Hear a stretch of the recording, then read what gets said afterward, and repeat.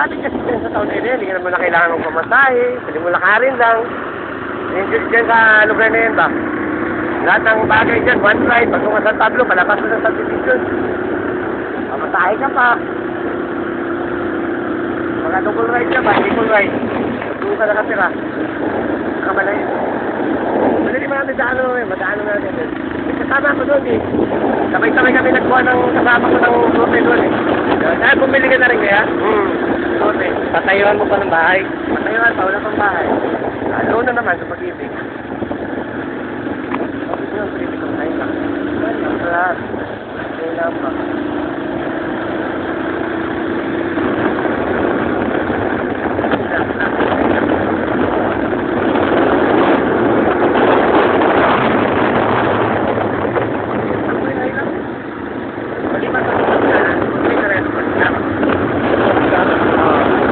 Talaga yung ano niya.